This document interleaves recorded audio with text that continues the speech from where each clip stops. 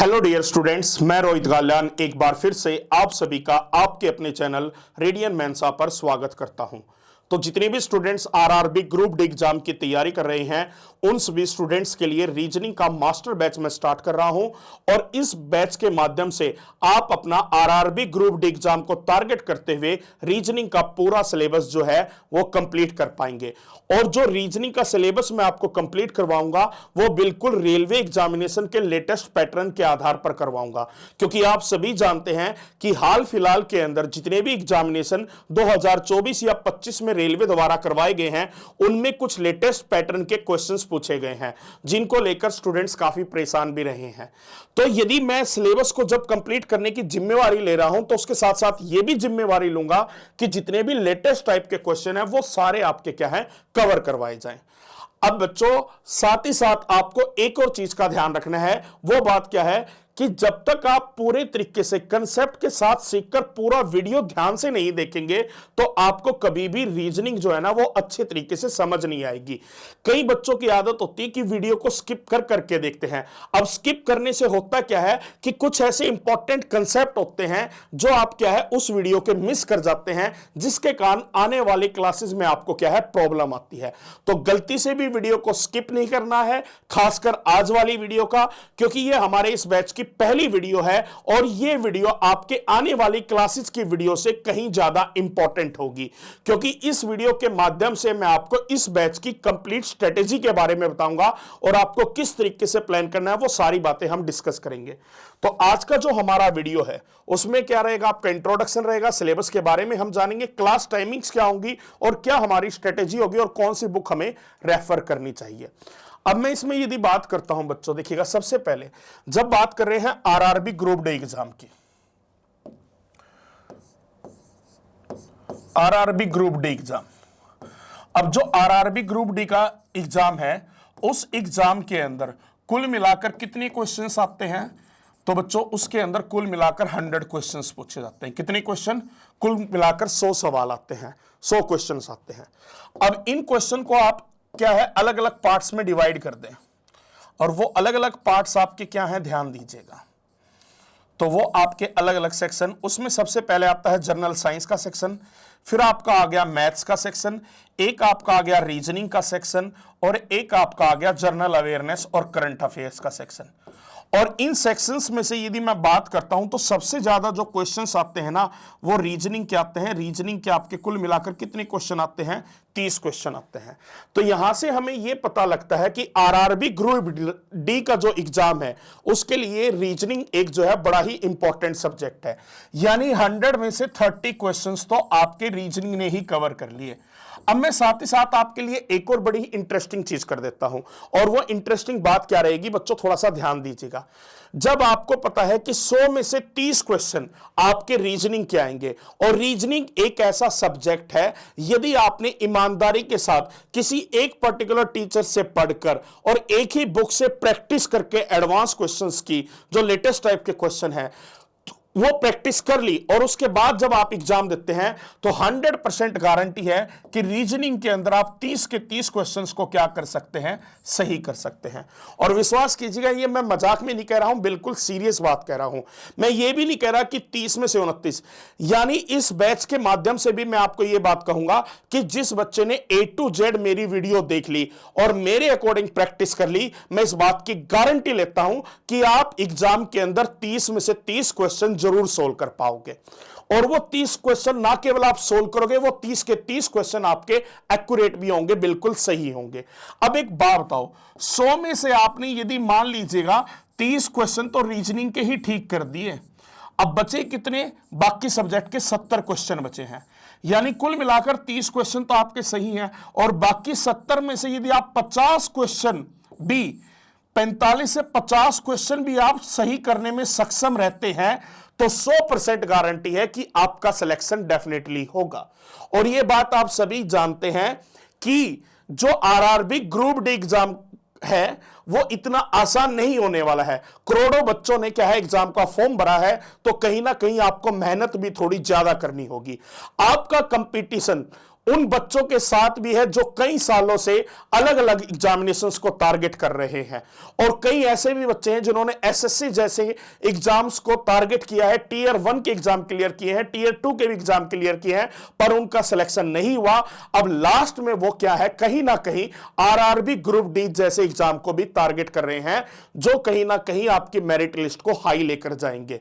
तो इस बात को ध्यान में रखते हुए आपको बिल्कुल दिन रात मेहनत करनी है, और अब समय कम है क्योंकि उल्टी गिनती स्टार्ट हो चुकी है बच्चों। 2 से 3 महीने के अंदर कभी भी आपका रेलवे ग्रुप डी का एग्जाम हो सकता है। ठीक है, तो ये तो आपका इंट्रोडक्शन मैंने बेसिक दे दिया। अब हमारा सिलेबस क्या रहेगा, देखिएगा। सबसे पहले यदि मैंने आपको बताया कि रीजनिंग आपका इंपॉर्टेंट सब्जेक्ट रहने वाला है, और रीजनिंग के यदि मैं सिलेबस के बारे में आपको मैं बताता हूं तो एग्जामिनर कहां से सबसे ज्यादा क्वेश्चन पूछ रहा है। सबसे पहले बच्चों, जब भी आप किसी एग्जाम को टारगेट कर रहे हैं और उस एग्जाम के आप किसी सब्जेक्ट को पढ़ रहे हैं, जो सब्जेक्ट उस एग्जाम में पूछा जाएगा, तो उसका सिलेबस के बारे में आपको पता होना जरूरी है। क्योंकि कई बार सिलेबस में कुछ ऐसे चैप्टर होते हैं जहां से डेफिनेटली क्वेश्चन आते हैं, तो कुछ ऐसे भी चैप्टर होते हैं जहां से एग्जाम के अंदर क्वेश्चन नहीं पूछे जाते। तो जिन एग्जाम में जिस चैप्टर से क्वेश्चन आते हैं, तो उस एग्जाम के लिए उन चैप्टर को कवर करना भी बहुत ज्यादा जरूरी हो जाता है। जैसे यदि मैं रेलवे एग्जाम्स की बात करता हूं, तो रीजनिंग सेक्शन के अंदर होता क्या है कि आपका एक पार्ट होता है वर्बल रीजनिंग का, ठीक है, और दूसरा पार्ट होता है आपका प्रॉब्लम सॉल्विंग का, तीसरा पार्ट होता है आपका लॉजिकल रीजनिंग का, और चौथा पार्ट होता है आपका नॉन वर्बल रीजनिंग का।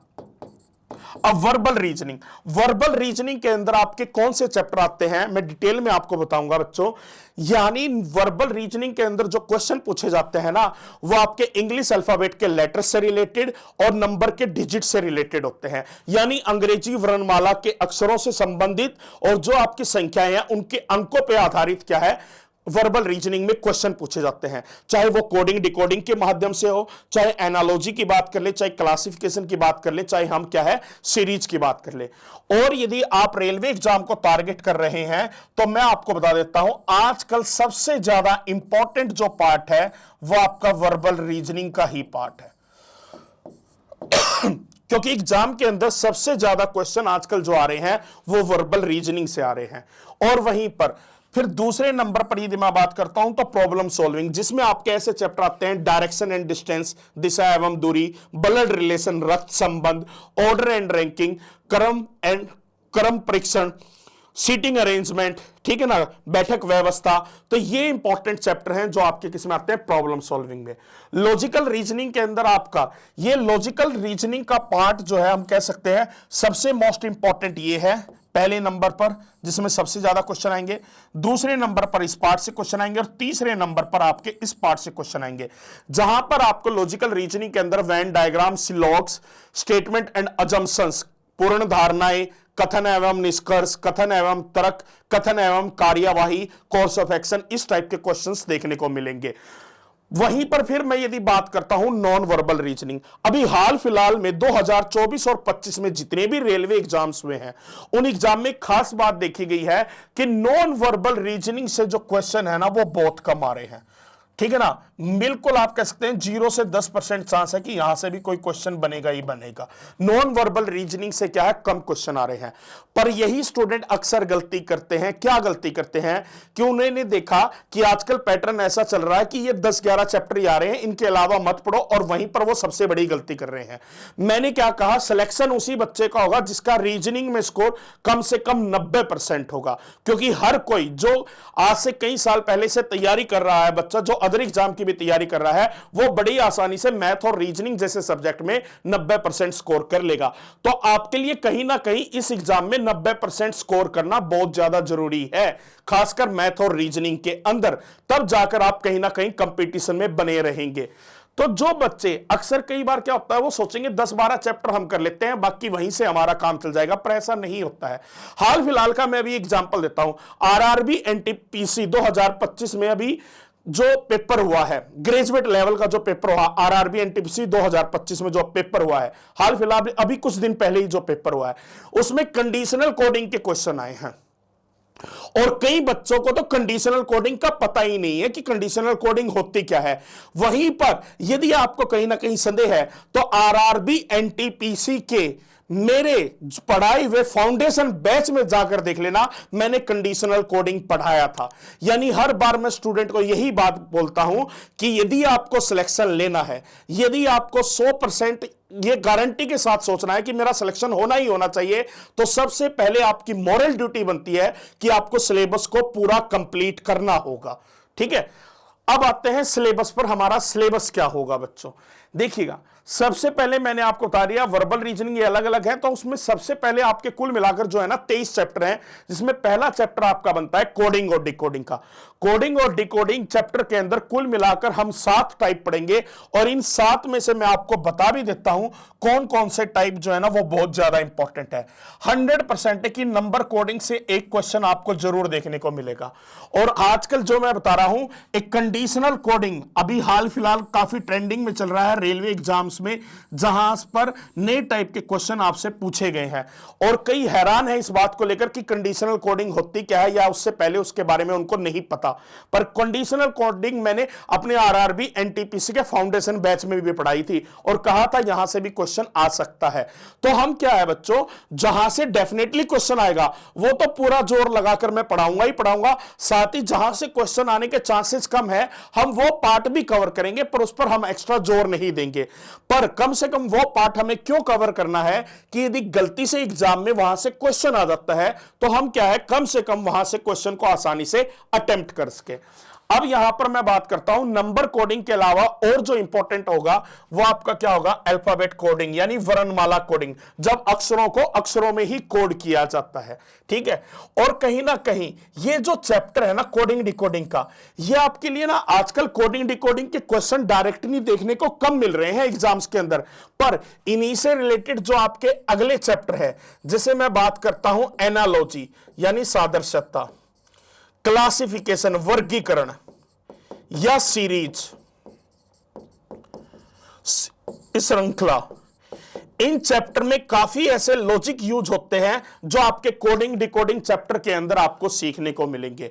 यानी कोडिंग डिकोडिंग एक आपका ऐसा इंपॉर्टेंट चैप्टर हो जाता है जिस चैप्टर के जितने भी कंसेप्ट और लॉजिक है वो इन 3 चैप्टर में जरूर यूज होते हैं, और ये रीजनिंग के वो 3 चैप्टर हैं जहां से एग्जाम के अंदर सबसे ज्यादा क्वेश्चंस आते हैं। तो कोडिंग डिकोडिंग आपका पहला चैप्टर होगा। दूसरा है आपका अल्फाबेट टेस्ट वर्णमाला परीक्षण, इसमें कुल मिलाकर हम 5 टाइप पढ़ेंगे, और इन 5 टाइप में जो सबसे इंपॉर्टेंट टाइप है वो आपका एक तो थर्ड टाइप है position of letters and digits. आपने इस टाइप का क्वेश्चन सुना होगा, यदि डिप्लोमेसी शब्द के सभी अक्षरों को अंग्रेजी वर्णमाला क्रम में व्यवस्थित किया जाए तो कितने अक्षरों का स्थान अपरिवर्तित रहेगा। तो वो इस टाइप का क्वेश्चन आपका यही आता है। और एक और बड़ा इसमें इंपॉर्टेंट टाइप है जहां से डेफिनेटली क्वेश्चन आता है, वो मैं बात कर रहा हूं अरेंजमेंट एंड पैटर्न, व्यवस्था और पैटर्न। यहां पर इस टाइप के क्वेश्चन में क्या होता है कि आपको ना एक सीरीज दी जाती है, अल्फा न्यूमेरिक सीरीज दी जाती है। वो सीरीज आपकी कुछ इस टाइप से होगी, कहेगा @ है, फिर 6 है, फिर डॉलर है, फिर टी है, फिर 7 है, फिर 8 है, फिर 3 है, फिर 9 है, फिर डॉलर है, फिर बी है, कुछ इस तरीके से की एक सीरीज दी होगी। फिर आपसे क्वेश्चन पूछा जाएगा कि बताएं इस दी गई सीरीज में ऐसे कितने नंबर हैं जिसके ठीक पहले भी एक नंबर है या ठीक बाद में भी एक नंबर है। तो वो कंडीशन के तहत आपसे क्वेश्चन पूछता है, और ये इस टाइप का क्वेश्चन जो है बड़ा ही ट्रेंडिंग में है रेलवे एग्जाम्स में, जो आजकल पूछा जा रहा है। तो ये हम दूसरे चैप्टर में क्या है कवर करेंगे। तीसरा चैप्टर आपका मिसिंग नंबर रहेगा, और यहां से क्वेश्चन आने के चांसेस थोड़े कम है। मिसिंग नंबर में आपकी सीरीज वाली बात नहीं कर रहा हूं, फिगर वाली बात कर रहा हूं। जैसे इस टाइप की आपको फिगर दे दी, ठीक है ना, और आपको कह दिया ये 5 है, ये 3 है, ये 2 है, ये 10 हो गया।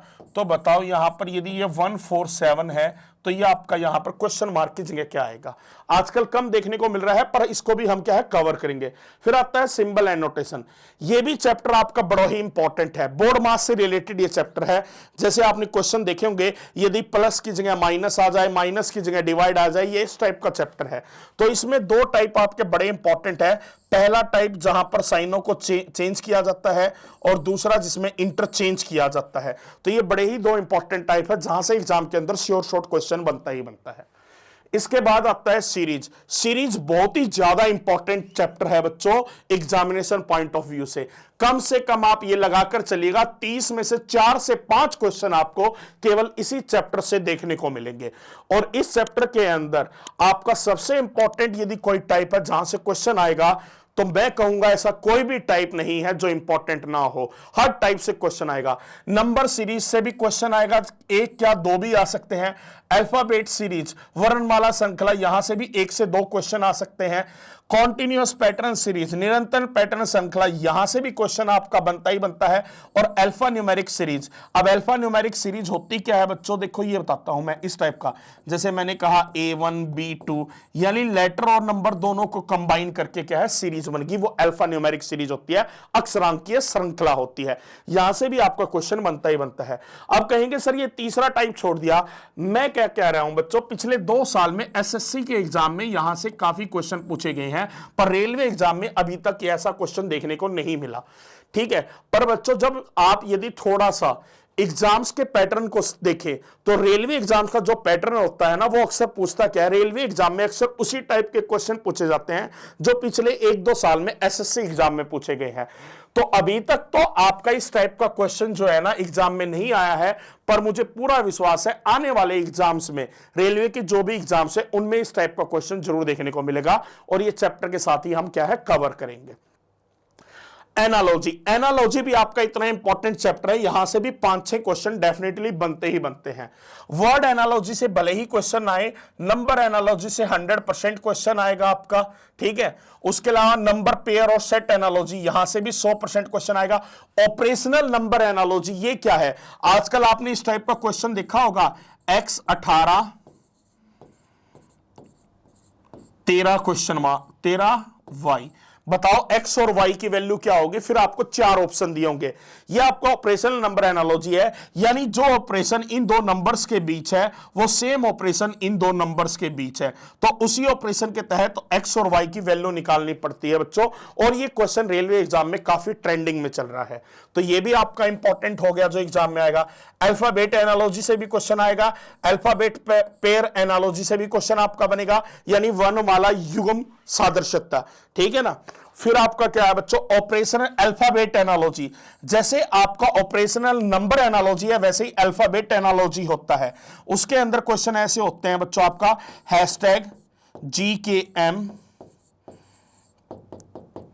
MIJ परसेंटेज, जैसे यहां पर x और y की वैल्यू निकालनी है, यहां पर हैशटैग और परसेंटेज की वैल्यू निकालनी है, यानी जो ऑपरेशन इन 2 लेटर क्लस्टर के बीच है, इन 2 अक्षर समूहों के बीच जो संबंध है, जो ऑपरेशन हुआ है वही ऑपरेशन यहां पर इन 2 अक्षर समूहों के बीच हुआ है।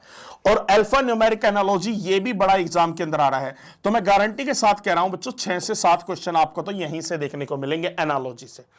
फिर आप बात आती है क्लासिफिकेशन, क्लासिफिकेशन भी बड़ा इंपॉर्टेंट है, जहां पर आपको नंबर क्लासिफिकेशन और अल्फाबेट क्लासिफिकेशन, यहां से साथ ही साथ नंबर पेयर क्लासिफिकेशन, यहां से क्वेश्चन देखने को मिलेंगे।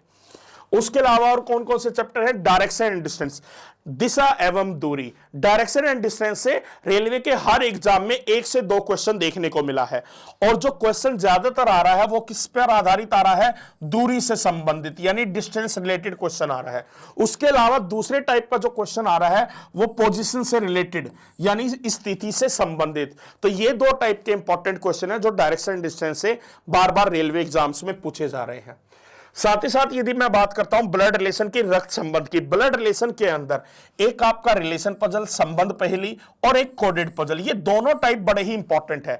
एग्जाम के अंदर डेफिनेटली 1 से 2 क्वेश्चन आपको ब्लड रिलेशन चैप्टर से जरूर देखने को मिलेगा, और इन दोनों में से ही ज्यादातर चांस है कि क्वेश्चन आएगा। हालांकि हम तीसरा टाइप भी जरूर कवर करेंगे, पर मैं आपको क्या है इस वीडियो के माध्यम से इंपॉर्टेंट टाइप इसलिए मार्क करवा रहा हूं क्योंकि आने वाली क्लासेस में मैं तो आपको सारे चैप्टर कवर करवाऊंगा, हर टाइप कवर करवाऊंगा, पर ये जो टाइप मैं आपको मार्क करके दे रहा हूं ना, ये आपको क्या है ध्यान में रखना कि गलती से ये टाइप आपको छोड़कर नहीं जाने हैं।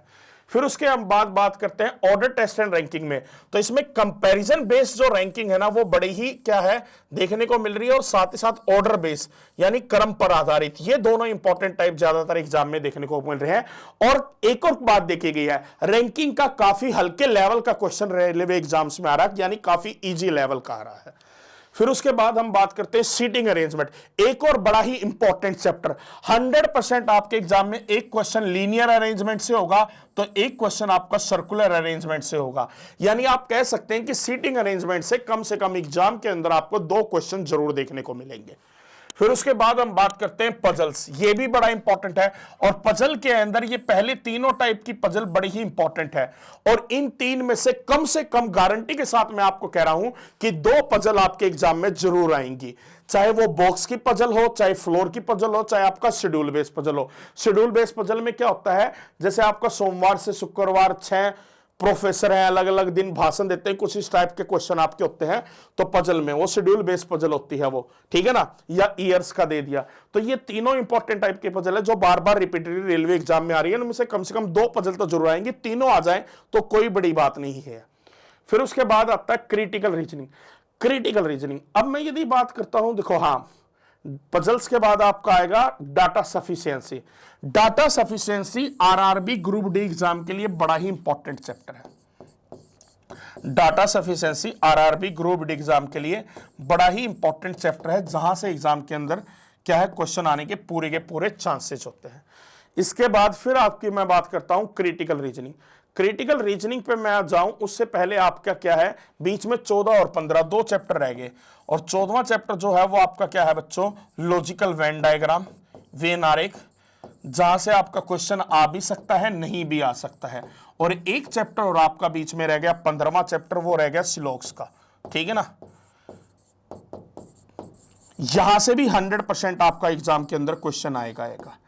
और बाकी यदि जो students RRB group D exam की तैयारी करके उनको मैं आपको बता देता हूं, क्रिटिकल रीजनिंग ये आपके लिए बड़ी इंपॉर्टेंट है। कथन एवं पूर्ण धारणा इस टाइप का, जैसे मैं आपको कह दूं, एक क्वेश्चन तो कथन और पूर्ण धारणा पर, एक कथन और कारण पर, और एक कथन और कार्यवाही, ये 3 आपके लिए बड़े इंपॉर्टेंट है। आपके एग्जाम में इन तीनों में से कोई 1 या 2 क्वेश्चन जरूर आपको देखने को मिलेगा। यानी गारंटी के साथ मैं कहता हूं कि आरआरबी ग्रुप डी एग्जाम में क्रिटिकल रीजनिंग से क्वेश्चन जरूर आएगा ही आएगा, चाहे अदर रेलवे एग्जाम में आया हो या ना आया हो। फिर उसके बाद ये कुछ ऐसे इंपॉर्टेंट चैप्टर हैं बच्चों जो आपके रीजनिंग के अंदर आते हैं, पर मैं आपको कहूं रेलवे एग्जाम्स ने कहीं ना कहीं इन चैप्टर की तरफ 2024-25 में इतना ज्यादा फोकस नहीं किया है। यानी ये ऐसे चैप्टर हैं, calendar, clock, inequality, arithmetical reasoning, cube and dice और फिगर काउंटिंग, जहां से क्वेश्चन का रेशियो बड़ा ही कम देखने को मिला है। पर ये साथ ही साथ ये 6 के 6 ऐसे चैप्टर हैं जिन्हें आप गलती से भी छोड़कर नहीं जा सकते, क्योंकि ये 6 ऐसे इंपॉर्टेंट चैप्टर हैं जिनको सीखने में समय लगता है और साथ ही साथ गलती से आपने यदि इन क्वेश्चंस को नहीं पढ़ा जाने से पहले, इन चैप्टर को जाने से पहले नहीं पढ़ा, तो एग्जाम में 100% आपसे ये क्वेश्चन सोल्व नहीं हो पाएंगे इस चैप्टर के। रेलवे एग्जाम में इस समय पर इन चैप्टर्स में मैंने देखा है कि एग्जामिनर क्वेश्चन कम डाल रहा है, पर मुझे कहीं ना कहीं ऐसा लग रहा है, जैसे मैंने कहा आरआरबी एनटीपीसी में 1-2 नई टाइप के क्वेश्चन डाले, तो क्या पता आरआरबी ग्रुप डी जैसे एग्जाम में वो इन चैप्टर्स को दोबारा से शामिल कर ले। उसके बाद लास्ट में आती है non verbal reasoning. Non verbal reasoning आप जानते हैं फिगर यानी चित्रों से संबंधित होती है और उसके अंदर ये आपके अलग अलग चैप्टर हैं जो हम सारे कवर करेंगे। रेलवे एग्जाम का इंटरेस्ट जो है नॉन वर्बल रीजनिंग वो बिल्कुल 0% नजर आ रहा है और मैंने देखा है कि नॉन वर्बल रीजनिंग से बड़े ही कम क्वेश्चन एग्जामिनर डाल रहा है। आप लगा कर चलेगा कई एग्जाम तो ऐसे हो चुके हैं जिसमें एक भी क्वेश्चन नॉन वर्बल रीजनिंग का नहीं आया, चाहे आप लेटेस्ट आरआरबी एनटीपीसी एग्जाम की ही क्यों ना बात कर ले। आरपीएफ कांस्टेबल के एग्जाम में 1-2 क्वेश्चन आए थे नॉन वर्बल रीजनिंग के, बाकी अदर एग्जाम में मैंने देखे नहीं है कि नॉन वर्बल रीजनिंग से क्वेश्चन आया हो। पर ये बड़े ही छोटे छोटे चैप्टर हैं जिनको हम क्या है 2 दिन के अंदर ही कवर कर लेंगे, तो हम अपनी तरफ से कोई भी टॉपिक जो है ना छोड़ेंगे नहीं, क्योंकि हमें स्कोर क्या करना है 100% करना है। अब बात आती है कि क्लास की टाइमिंग्स क्या रहेंगी। तो बच्चों सबसे पहले तो मैं आपको बताना चाहूंगा जो ये आपकी क्लासेस है ये सारी आपको रिकॉर्डेड क्लासेस मिलेंगी और ये क्लासेस कब कब मिलेंगी। एक क्लास आपको मंडे को मिलेगी सुबह 11 बजे, फिर उसके बाद आपको अगली क्लास बुधवार को मिलेगी वो भी सुबह 11 बजे, उसके बाद फिर शुक्रवार को मिलेगी वो भी आपकी सुबह 11 बजे और उसके बाद आपको मिलेगी संडे को रविवार को वो भी दोपहर 11 बजे। यानी कुल मिलाकर हफ्ते में 4 दिन आपको क्लासेस मिलेंगी।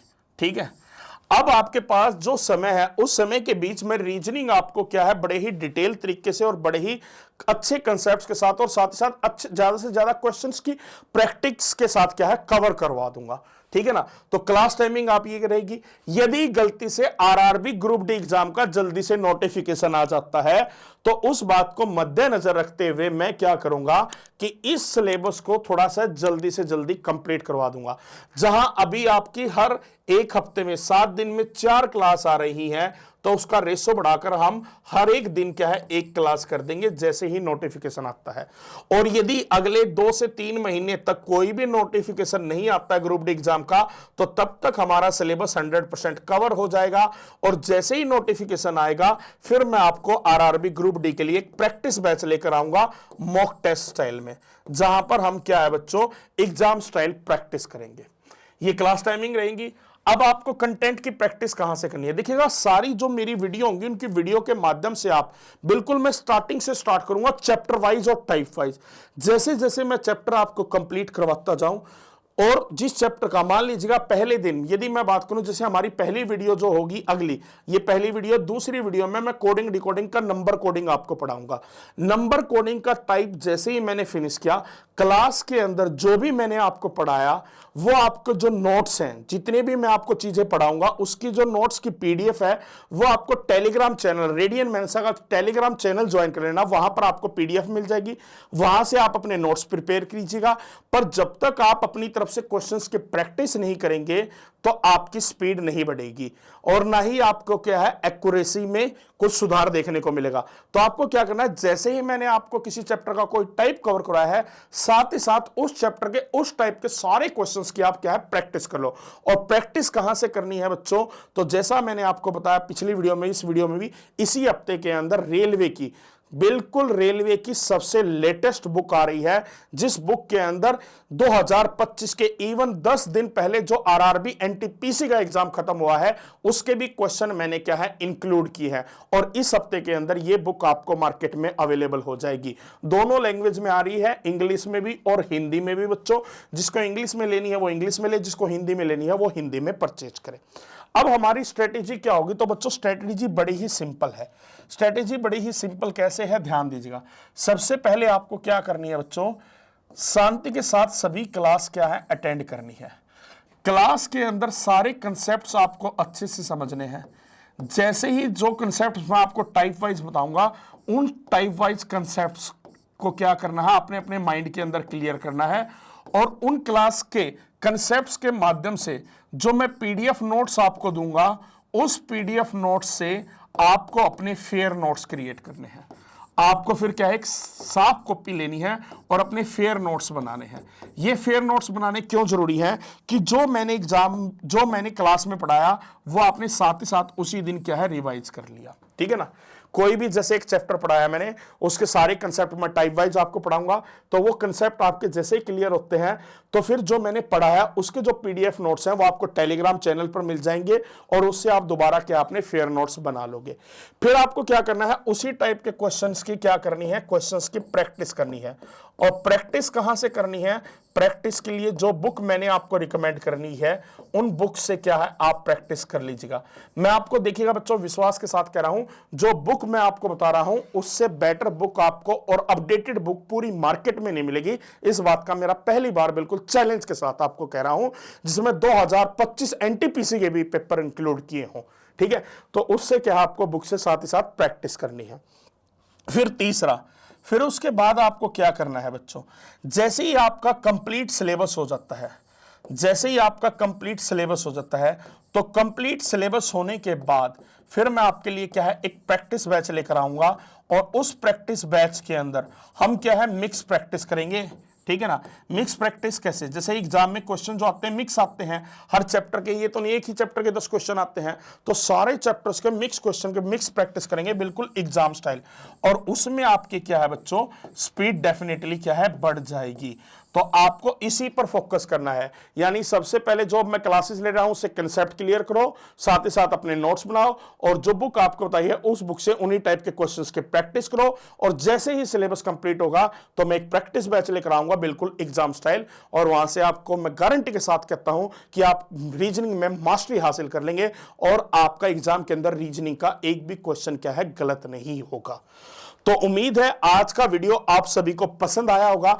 आप सभी को यदि आज का वीडियो पसंद आया तो इस वीडियो को ज्यादा से ज्यादा लाइक करना है और साथ ही अपने दोस्तों में भी शेयर करना है, और जरूर कमेंट करके अपनी राय भी देनी है। यदि आपको लगता है कि हां सर इस बैच के अंदर आप कुछ इस तरीके से करवाएं, कुछ नई और चीजें भी ऐड करें, तो वो आपकी रिकमेंडेशन मानी जाएंगी। अब साथ ही साथ बच्चों एक ही बात मैं कहना चाहूंगा, मैं अपनी तरफ से पूरा एफर्ट लगाकर आपको अच्छा पढ़ा सकता हूं, पर पढ़ना आपके हाथ में है, प्रैक्टिस करना आपके हाथ में है, तो आपको भी कहीं ना कहीं तैयार रहना पड़ेगा। तो चलिएगा स्टूडेंट्स, मिलते हैं अगली वीडियो में नए चैप्टर के साथ और नए टाइप के साथ। Till then take care, good bye.